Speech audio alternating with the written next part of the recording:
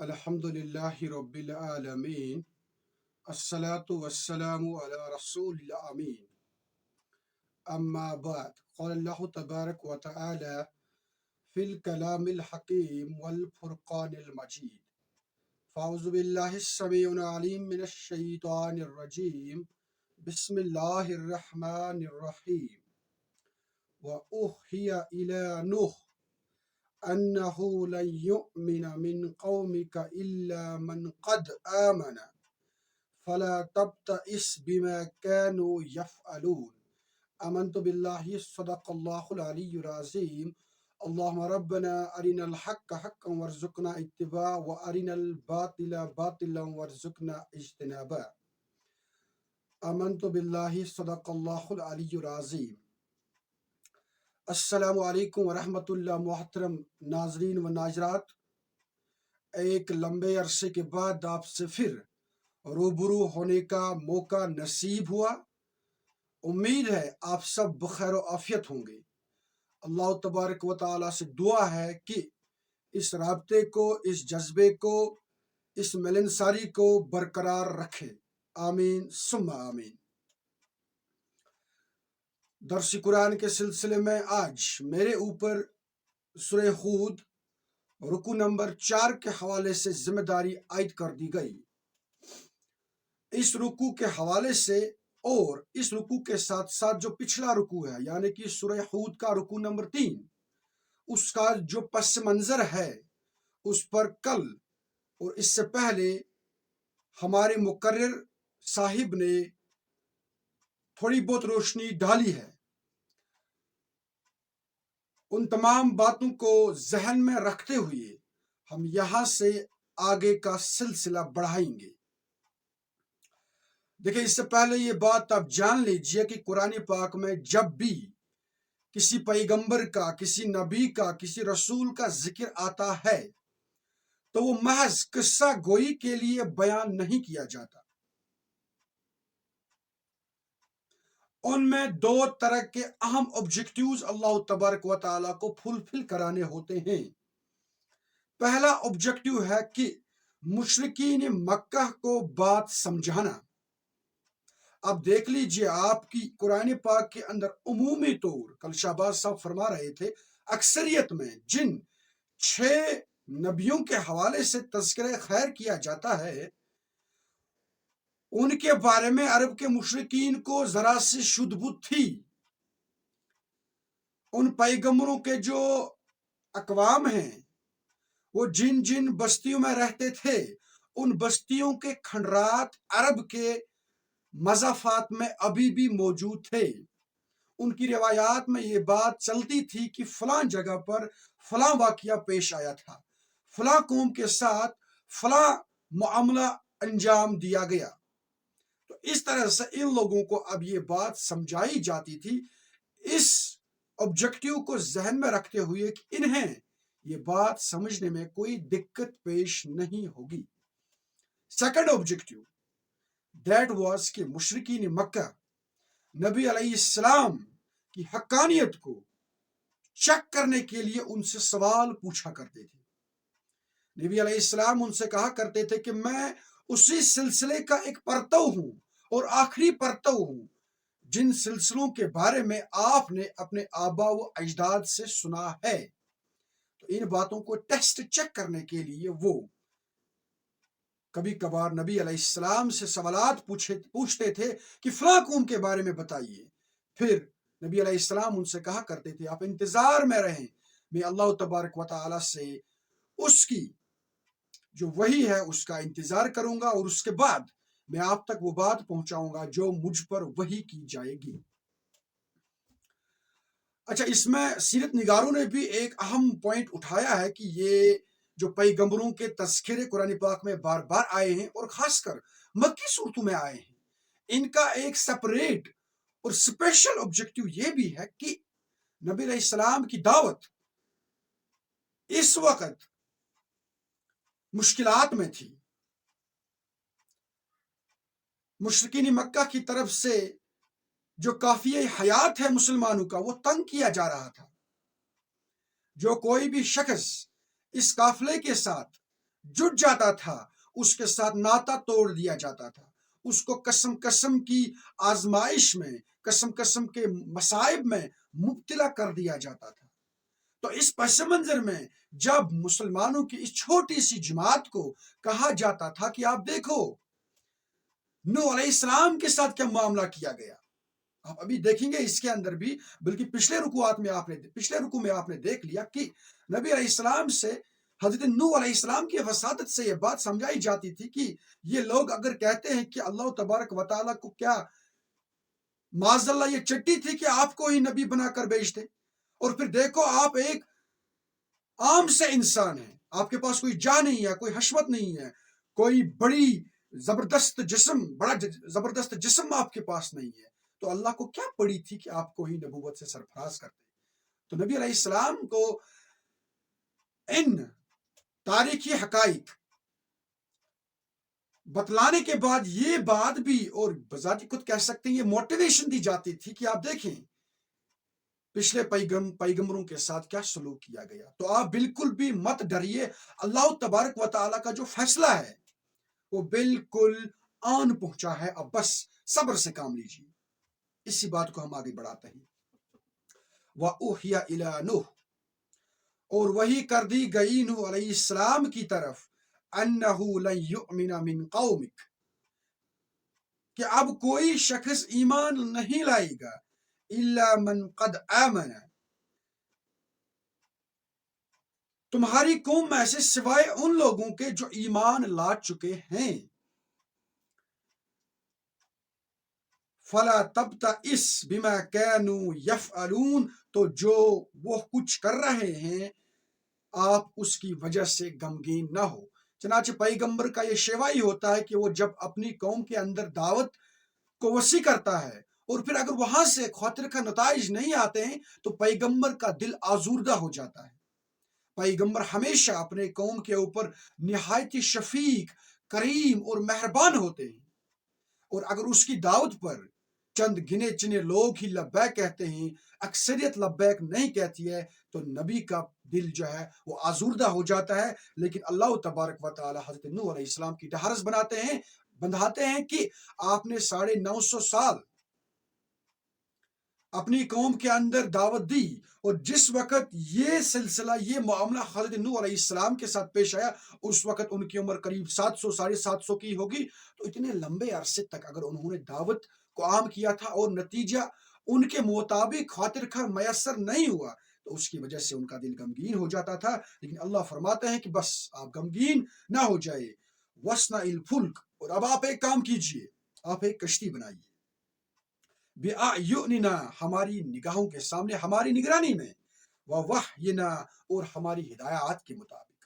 اور اس حکم سے ایسا لگتا ہے کہ حضرت نوح علیہ السلام نے یہ جو کشتی بنائی، یہ راہ راست ڈائریکٹ کنٹیکٹ ان کا اللہ تعالیٰ کے ساتھ تھا، اور انہی کی نگرانی میں یہ کشتی بنائی گئی۔ اس میں پھر باریک سے باریک نقطے کے بارے میں بھی اللہ تبارک و تعالیٰ حضرت نوح علیہ السلام کو رہنمائی کرتے تھے کہ اس کی چوڑائی کتنی ہوگی، لمبائی کتنی ہوگی، لکڑی کے سلسلے میں آپ کیا کریں گے، کس جگہ پر کس طریقے سے آپ اس کو تیار کریں گے۔ وَلَا تُخَاطِبْنِي فِي الَّذِينَ ظَلَمُوا، اور جو ظالم ہیں ان کے بارے میں اب مجھ سے بات مت کریں، اب ہمارا فیصلہ آ چکا ہے، اب مزید ہمارے ساتھ ان کافروں کے بارے میں کوئی بھی عرضداشت پیش مت کرے، اِنَّهُمْ مُغْرَقُونَ، یہ سب کے سب غرق کر دیے جائیں گے۔ وَيَصْنَعُ الْفُلْكَ، اور جب آپ علیہ السلام کشتی بنا رہے تھے، وَكُلَّمَا مَرَّ عَلَيْهِ مَلَأٌ مِّن قَوْمِهِ، اور اس دوران جب آپ کے پاس سے آپ کی قوم کے سردار گزرتے تھے، سَخِرُوا مِنْهُ، تو وہ آپ کا مذاق اڑاتے تھے۔ سب سیدھی سی بات ہے، دور دور تک کہیں پانی کا نام و نشان نہیں تھا، سمندر کا کوئی نام و نشان نہیں تھا۔ ان حالات میں اس جگہ پر جب حضرت نوح علیہ السلام ایک لمبی سی کشتی بناتے تھے، اور روایات کے اندر آتا ہے کہ اس کشتی کی جو لمبائی تھی وہ 1200 ہاتھ تھی، اور چوڑائی جو تھی وہ 600 ہاتھ تھی۔ تفسیر ابن کثیر نے اس بات کو نقل کیا ہے۔ اتنی بڑی کشتی اس خشک جگہ پر تیار کرنا بذات خود آپ کے لیے تمسخر کا ذریعہ بن جاتا تھا، اور آپ کی قوم کے سردار آپ علیہ السلام پر مذاق اڑاتے تھے۔ قَالَ إِن تَسْخَرُوا مِنَّا، नूह अलैहिस्सलाम इस दौरान उनसे फरमाते थे कि तुम हमसे तमस्कुर कर रहे हो तो करो, कोई बात नहीं। फ़इन्ना नस्खरु मिनकुम कमा तस्खरून, वो वक़्त करीब है जब हम भी तुमसे तमस्कुर करेंगे जैसे कि अब तुम हमसे तमस्कुर कर रहे हो। फसौफ तअलमून, तो अनकरीब तुम लोग जान लोगे, मन यातिही अज़ाबुन युख़ज़ीह, कि किस पर आता है वो अजाब जो उससे रुस्वा कर देगा। वयहिल्लु अलैहि अज़ाबुन मुक़ीम, और किस पर उतरता है वो अजाब जो कायम रहने वाला है। एक तो हुआ सीधा साधा अजाब, दूसरा हुआ वो अजाब जो पूरी बनी नौ इंसानियत के लिए इबरत का सामान बने। ऐसा अजाब आप लोगों पर करीब आने वाला है। हत्ता इज़ा जाअ अमरुना वफारत तनूर, यहाँ तक कि अल्लाह तबारक व तआला फरमाते हैं, यहाँ तक कि जब हमारा हुक्म हुआ और तंवर जोश से उबल पड़ा। अब ये तंवर क्या है? कल भी शहबाज साहब इस पर गुफ्तगू फरमा रहे थे और एच.जी. वेल्स के हवाले से उन्होंने कई सारी बातें आपके सामने रखी। तो आप बिल्कुल इस वक्त ये समझ लीजिए कि जमीन का हुक्म हुआ कि आप उबलो, आपके अंदर जितना कुछ पानी है उसको अपने ऊपर लाओ। इसको हम कह सकते हैं जनरल अंडरस्टैंडिंग में ये तंवर था। ये कोई खास जगह भी हो सकती है जहां से पानी के चिश्मे फूट रहे थे। इसके बाद कुल नहमिल फीहा मिन कुल्ली ज़ौजाइन, हमने कहा ऐ नूह, अब अपनी इस कश्ती में तमाम जानदारों का एक एक जोड़ा रख लो। ज़ौजाइन इस्नाइन, एक एक जोड़ा रख लो। वो अहलक, और अपने अहलो अयाल को भी इस कश्ती में बिठा दो। इल्ला मन सबक अलैहिल कौल, सिवाय उन लोगों के जिनके बारे में हम पहले ही हुक्म दे चुके हैं। अब देख लीजिए, यहां से ये समझ में आता है कि ये कश्ती बहुत लंबी होगी, क्योंकि जहां पर वक्त के मौजूदा वक्त के तमाम जानदारों के ज़ौजैन, उनके जोड़े इस कश्ती में बिठाए जाने थे, वो कश्ती सीधी सी बात है बहुत लंबी होगी। और कहा जाता है, तफसीर इब्न कसीर में लिखा है कि इस कश्ती के इसकी 3 मंजिलें थी। 3 स्टोरीड बोट ये थी, और एक मंजिल में इंसान थे, दूसरे मंजिल में चौपाए थे, और तीसरी मंजिल में परिंदे थे।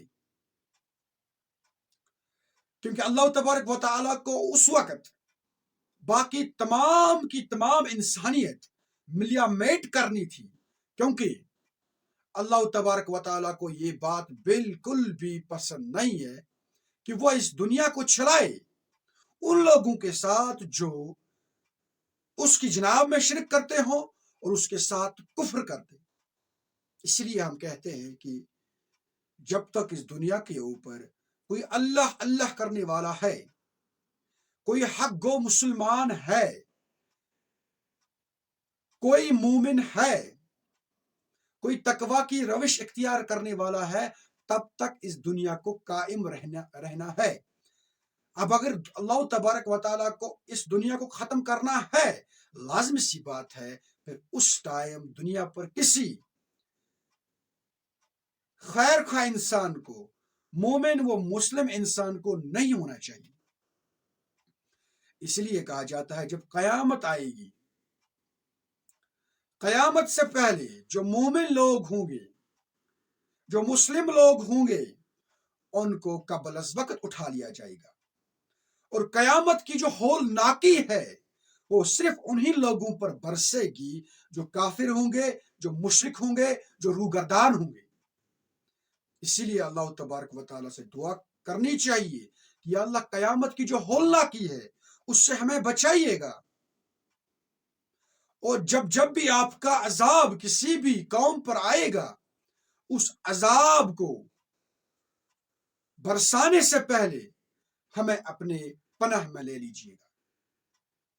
क्योंकि जो कोई अल्लाह तबारक व तआला के अजाब में फंस गया, और वो भी ऐसा अजाब जो महज इसलिए भेजा गया हो कि उन लोगों ने रूह गर्दानी की थी, तो ऐसे अजाब से قطعی طور پر انسان کو اپنا آپ بچانا چاہیے اور قبل از وقت بچانے کی کوشش کرنی چاہیے. ومن آمن، اور ان لوگوں کو بھی اس کشتی میں سوار کریں جنہوں نے ایمان لایا. وما آمن معه الا قلیل، لیکن افسوس کی بات ہے آپ علیہ السلام پر ایمان نہیں لائے تھے مگر بہت کم لوگ. Very little. روایات میں آتا ہے کہ اتنے لمبے عرصے کے بعد آپ کے ساتھ 100 کے آس پاس لوگ جڑے تھے، محض 100 کے آس پاس لوگ جڑے تھے. تو ان کو بھی آپ اس کشتی میں بٹھائیے گا. ان ربی لغفور رحیم، یقیناً، معذرت چاہتا ہوں، اس کے بعد آیت نمبر 41 ہے. وقال اركبوا فيها، اور نوح علیہ السلام اب جب کی کشتی کے اندر سوار ہوئے تو انہوں نے فرمایا اركبوا فيها، سوار ہو جاؤ اس میں، سوار ہو جاؤ اس میں. انہوں نے اپنے ساتھیوں سے کہا سوار ہو جاؤ اس میں. اور اللہ تبارک و تعالیٰ کی طرف سے جو باقی احکامات تھے ان کو بھی پورا کرنے کے بعد انہوں نے اپنے ساتھیوں سے کہا کہ سوار ہو جاؤ اس کشتی میں. بسم اللہ مجریہا و مرساہا، اللہ کے نام کے ساتھ ہی اس کا چلنا بھی اور اس کا لنگر انداز ہونا بھی، یعنی اس کا رکنا بھی. یعنی کہ ہم اللہ تبارک و تعالیٰ کا نام لے کر اس کشتی کے اندر داخل ہوتے ہیں اور یہ کشتی کہاں پر رکے گی، ہم اس رکنے کو بھی قبل از وقت بسم اللہ کہتے ہیں. ان ربی لغفور رحیم. اور اس دوران یا اس سے پہلے اگر ہم سے کوئی گناہ سرزد ہوا ہے اللہ تبارک و تعالی ہمیں اس سے بخش دے. اس کے بعد آیت نمبر 42 وَهِيَ تَجْرِي بِهِمْ فِي مَوْجٍ كَالْجِبَالِ، اور اب یہ کشتی چل رہی تھی ان سب کو لے کر پہاڑ جیسی موجوں کے درمیان سے. یعنی کہ وہ جو لہریں تھی، وہ جو ویوز تھی، وہ اتنی بڑی تھی جتنی بڑی کوئی پہاڑی ہوتی ہے. آپ دیکھ لیجئے اتنا زبردست طوفان وہاں پر آیا تھا اور اس طوفان کی وجہ سے وہاں کے حالات کتنے خطرناک ہوتے اور جو لوگ اس عذاب میں مبتلا ہوتے ان پر کیا گزری ہوگی. وَنَادَى نُوح، اور اس دوران نوح علیہ السلام پکار اٹھے ابنہ وَكَانَ فِي مَعْزِلٍ، اپنے بیٹے کو جو کہ ایک کنارے کی طرف بیٹھا ہوا تھا. جب یہ طوفان اٹھ گیا تو ان کا ایک بیٹا جس کا نام یام تھا، یہ یام بیٹا حضرت نوح علیہ السلام کے جو تھے یہ نافرمان تھے، انہوں نے ایمان نہیں لایا تھا. تو اس کو اب یہ اپنے شفقت پدری کے مارے پکار اٹھتے ہیں کہ اے میرے بیٹے ارکب معنا، آؤ ہمارے ساتھ، ولا تکن مع الکافرین، اور کافروں کے ساتھ مت رہو کیونکہ اللہ تبارک و تعالیٰ کا عذاب اب برس چکا ہے. آپ مزید اب ہر درمی کے اندر مبتلا مت ہو جاؤ، چلو ہمارے ساتھ. حضرت نوح علیہ السلام کے 4 بیٹے تھے. ایک یہ جن کا تذکرہ یہاں پر کیا گیا ہے جن کا نام یام تھا، اور دوسرے حام تھے، تیسرے سام تھے اور چوتھے یافس تھے. باقی جتنی بھی آبادی تھی وہ ملیا میٹ ہو گئی، نسیہ منسیہ ہو گئی، اور پھر انہی سے دنیائے انسانیت کا سلسلہ آگے بڑھا. ان میں سے بعض قبیلے ایشیا کی طرف آئے، بعض یورپ کی طرف آئے، بعض مشرقی وسطی ایشیا کی طرف چلے گئے. تو پھر انہی سے پھر آگے کا جو سلسلہ ہے وہ چلا.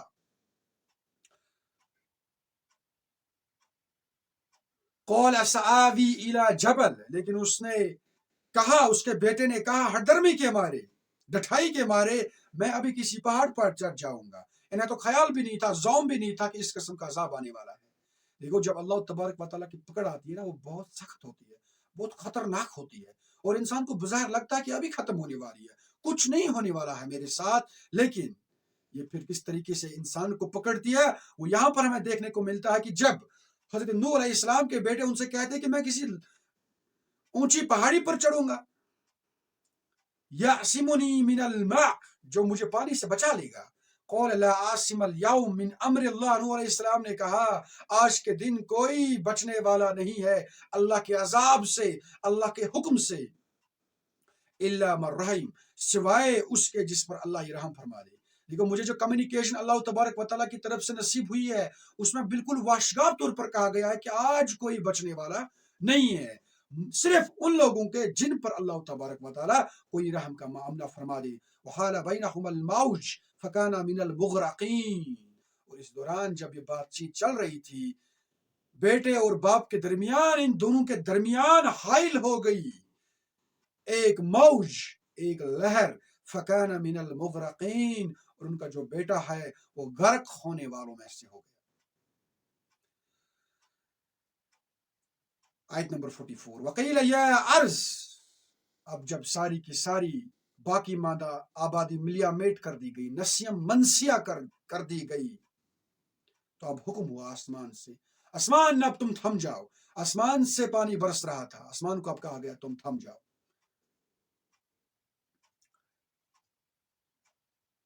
वगीज़ल मा, और पानी जो आपने बरसाया है उसको भी अब सुखा। जो सूरज है उसको बाहर निकालो और अपने अंदर इस किस्म की तपिश लाओ कि ये जो पानी नीचे जमीन पर मौजूद है ये पूरा का पूरा आपने सुखाना है। ये हुक्म हुआ आसमान को। वकुज़ियल अम्र, और हमने अपना फैसला जो है वो चुका दिया। हमने जो कार्रवाई करनी थी वो हमने अंजाम कर डाली। वस्तवत अलल जूद, और कश्ती जो है वो जूदी पहाड़ पर ठहरी। ये जो पहाड़ी है ये आज़रबाईजान के का जो सिलसिला है, पहाड़ी सिलसिला जो है उसके इलाके और तुर्की की सरहद के करीब है। और किसी जमाने में ये खबर मशहूर हुई थी कि इस पहाड़ी सिलसिले की एक चोटी पर किसी जहाज के पायलट ने कोई बड़ी कश्ती नमा चीज देखी थी। अब ये बात सही है या गलत, लेकिन अल्लाह तबारक व तआला ने इन चीजों को दुनिया इंसानियत के लिए इबरत का सामान बनाना होता है तो लाजमी सी बात है और करीन कयास है कि इन जैसे जो शवाहिद हैं, कराइन है, उनको महफूज अल्लाह तबारक व तआला भी रखेंगे। चनाच इन बातों का इशारा कुरान पाक की बाज आयात में भी हमें देखने को मिलता है। आयत नंबर 45, वनादा नूह, और पुकारा नूह अलैहिस्सलाम ने रब्बहू, अपने रब को, फक़ाल रब्बी इन्न इब्नी मिन अहली, ऐ मेरे रब, मेरा बेटा मेरे अहल में से था। जिस बेटे को आपने गर्क कर दिया वो तो मेरा अपना था। व इन्न वअदकल हक, और यकीनन आपका जो वादा है वो सच्चा है, वो हक है। व अंत अहकमुल हाकिमीन, और तू तमाम हाकिमों में सबसे बड़ा और सबसे अच्छा फैसला करने वाला है। और ऐसा लगता है कि जैसे कि अल्लाह तबारक व तआला ने पहले कम्युनिकेट किया था कि जो अहले ईमान होंगे या जिनके बारे में मेरी रिकमेंडेशन होगी, मेरा हुक्म होगा, सिर्फ उनको बचना है, तो शायद इसमें नूह अलैहिस्सलाम को ये ज़ौम हुआ होगा कि इसमें उनके ये बेटे भी हैं। लेकिन जबकि इनके बेटे गर्क कर दिए गए तो ये अल्लाह तबारक व तआला की जनाब में अपने बेटे के हवाले से दरख्वास्त करते हैं। उसके बाद आयत नंबर 46, क़ाल या नूह, अल्लाह तबारक व तआला ने फरमाया कि ऐ नूह, इन्नहु लैसा मिन अहलिक, वो तुम्हारे अहल में से नहीं है। इन्नहु अमलु गैरु सालिह, उसके अमाल गैर सालिह है। अस्तगफिरुल्लाह, ये जबरदस्त बात यहाँ पर है और इस बात के ऊपर अगर हम जरा सा फोकस करेंगे तो एक बहुत बड़ी बात समझने में आएगी। नूह अलैहिस्सलाम के खून के बेटे को भी अल्लाह तबारक व तआला फरमाते हैं कि अमली गैर सालिया की वजह से ये आपका बेटा करार नहीं पाएगा। इसका मतलब यह हुआ कि असल रिश्ता जो है वो मुसलमानियत का है, वो इस्लाम का है, और यही रिश्ता दायमी रिश्ता है और इसी रिश्ते के ऊपर आपको कोई खैर पहुंचने वाला है। बाकी अगर आपका कोई खून का भी रिश्ता होगा, कोई भाई होगा, कोई बहन होगी, कोई माँ होगी, कोई बाप होगा, ये आपको किसी किस्म का फायदा देने वाला नहीं है अनटिल एंड अनलेस वो अमल सालिह करने वाले होंगे। फला तसअलनी मा लैसा लक बिही इल्म, तो आप मुझसे उस चीज का सवाल ना करें जिसके बारे में आपको इल्म ना हो। ये अल्लाह तबारक व तआला हज़रत नूह अलैहिस्सलाम से कहते हैं कि آپ شفقت پدری کے مارے اپنے بچے کے حوالے سے درخواست کرتے ہیں، لیکن آپ کو کیا معلوم کہ آپ کا جو بیٹا ہے وہ کس قسم کے گندے کاموں میں، غلیظ کاموں میں مبتلا تھا۔ انی اعظک ان تکون من الجاہلین، میں آپ کو نصیحت کرتا ہوں کہ آپ جذبات سے مغلوب ہو جانے والوں میں سے نہ بنیں۔ اس کے بعد آیت نمبر 48، قال رب انی اعوذ بک، اور اگر تو نے نوح علیہ السلام نے عرض کیا اے پروردگار میں تیری پناہ طلب کرتا ہوں، ان اسألک ما لیس لی بہی علم، اس سے کہ میں تجھ سے ایسی بات کا سوال کروں جس کے بارے میں میرے پاس کوئی علم نہ ہو۔ یا اللہ، میں نے شفقت پدری کے مارے اور سطحی انفارمیشن کی وجہ سے آپ سے درخواست کی، لیکن مجھے کہاں معلوم تھا کہ میرا جو بیٹا ہے یا میری جو انفارمیشن ہے اس کے مطابق نوح علیہ میرے جو بیٹے ہیں یہ اس قسم کی خرافات میں مبتلا ہیں۔ اس سے اب لگتا ہے کہ حضرت نوح علیہ السلام کو اس سے پہلے یہ بات معلوم نہیں تھی، ان کا جو بیٹا ہے وہ کافروں کی پارٹی سے جا ملا ہے، اور اس قبیل میں اس بیٹے، اس یام کے بیٹے کی جو ماں ہے وہ بھی اس کے ساتھ تھی، یعنی کہ نوح علیہ السلام کی ایک بیوی جو تھی وہ بھی ان کافروں کے ساتھ تھی، اور وہ اس کو بھی غرق کر دیا گیا تھا۔ اور اس کے بعد یہ اللہ تبارک و تعالیٰ کی جناب میں درخواست کرتے ہیں وَإِلَّا تَغْفِرْ لِي، اور اگر تو نے مجھے معاف نہیں کیا وَتَرْحَمْنِي، اور مجھ پر رحم نہ فرمایا، اَكُن مِّنَ الْخَاسِرِينَ، تو میں خسارہ پانے والوں میں سے ہوں۔ یا اللہ، میں نے جو یہ آپ سے درخواست کی تھی، مجھے اب معلوم ہوا کہ یہ درخواست قابل قبول نہیں تھی، یہ جینوین درخواست نہیں تھی، میں اب آپ کی پناہ چاہتا ہوں اگر مجھ سے کوئی سہو اس بارے میں ہوئی ہے۔ آیت نمبر 48، قیل یا نوح بت بسلام، اب حکم ہوا اے نوح اتر جاؤ ہماری طرف سے سلامتی کے ساتھ، منا و برکات، اور برکتوں کے ساتھ، علیکا آپ پر، وعلی امم ممن معک، جو بھی آپ کے ساتھ ہوں گے ان پر بھی سلامتی اور برکتیں ہوں، اور ان امتوں پر بھی جو آپ کے ساتھیوں کی نسلوں سے وجود میں آئے گی۔ اب اللہ تبارک و تعالیٰ نے یہاں پر ان سے کہا کہ اب یہ جو ساری کی ساری دنیا ہم نے ملیا میٹ کر دی، محض آپ کی چھوٹی سی ننھی سی جماعت باقی رہ گئی، لیکن جاؤ اب میں تم پر سلامتی بھیجتا ہوں اور برکتوں سے آپ کو مالا مال کرتا ہوں، آپ کی اولادوں میں بھی برکت ہوگی، آپ کے پیداوار میں بھی برکت ہوگی، آپ کے ساتھ جو جانور ہیں، جو پرندے ہیں، جو باقی ضروریات ہے، جو باقی سامان ہے، اس میں بھی برکت ہوگی، اور اسی سے پھر دنیا انسانیت کا سلسلہ آگے بڑھا۔ وَأُمَمٌ سَنُمَتِّعُهُمْ، اور کچھ اور قومیں جنہیں ہم کچھ فوائد دیں گے، ثم یمسہم منا عذاب علیم، پھر ان کو ہماری طرف سے ایک دردناک عذاب آ پکڑے گا۔ اب اللہ تبارک و تعالیٰ نے یہاں پر حضرت نوح علیہ السلام کو قبل از وقت یہ انفارمیشن دے دی کہ آپ کی قوم میں سے بعض ایسے اقوام بھی آنے والے ہیں جنہیں ہم کچھ فوائد تو دیں گے، برکتیں اور سلامتی ان پر بھی ہم نازل کر دیں گے، لیکن آخرکار ان کو عذاب میں ہم پکڑ لیں گے کیونکہ ان کی روش صحیح نہیں ہوگی۔ تو جیسا کہ ہم دیکھتے ہیں بعد میں قوم عاد ہو، قوم سمود ہو، ان پر پھر کس طریقے سے اللہ تبارک و تعالیٰ نے سلامتی بھیجی، برکتوں سے مالا مال کر دیا، ان کو قسم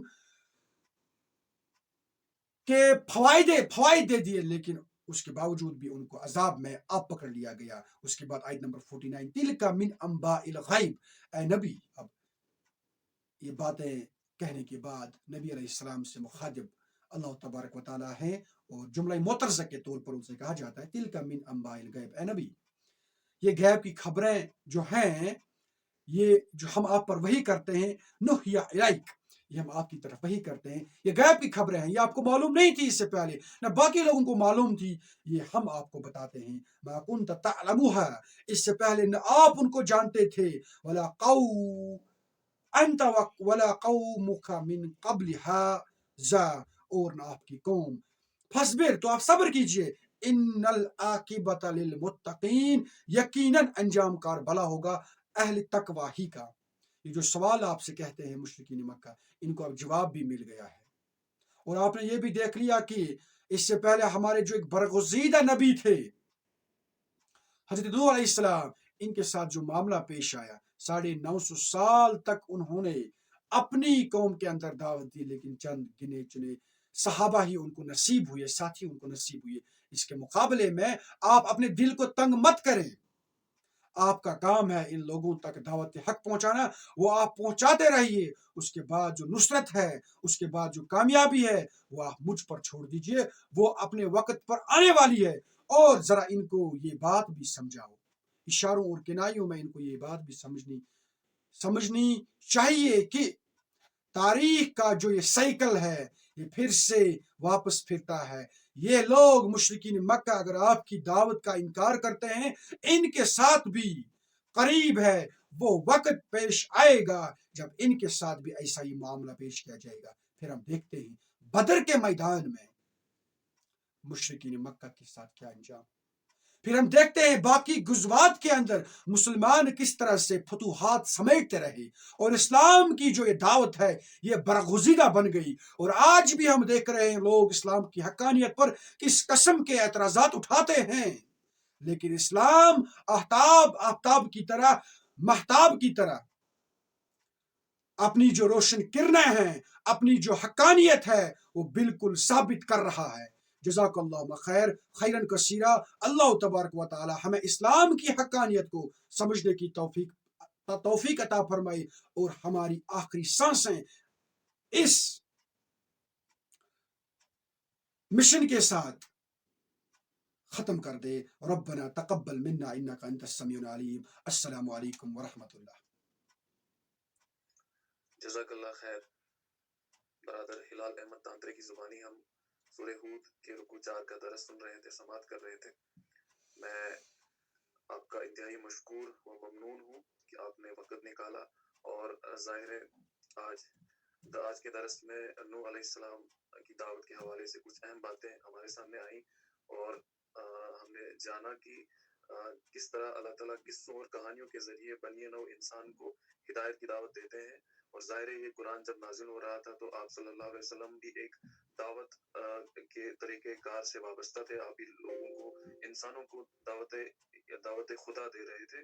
تو ایک سائیکل کو پھر سے ریپیٹ کیا جا رہا تھا، انسانوں کے سامنے پھر سے بیان کیا جا رہا تھا کہ کس طرح سابقہ لوگوں نے بھی اپنے برگزیدہ پیغمبروں کو نہیں مانا، اور اس کے نتیجے میں ان پر کیا اور کون سا عذاب مسلط کیا گیا۔ تو ظاہر ہے یہ قرآن ایک پریکٹیکل کتاب ہے، آج کے دور میں بھی اس کا اطلاق ہماری زندگیوں پر ہوتا ہے، ہماری سوسائٹی میں ہوتا ہے، اور یہی غرض ہوتی ہے کہ جب بھی قرآن کا درس سنا جائے یا قرآن کا درس دیا جائے تو یہی غرض ہونی چاہیے کہ قرآن سے ہم وہ اسباق سیکھیں جو اللہ تعالیٰ خود انسانوں کو سکھانا چاہتے ہیں۔ تو ظاہر ہے آج کے درس میں یہ سب چیزیں سامنے آئی ہیں۔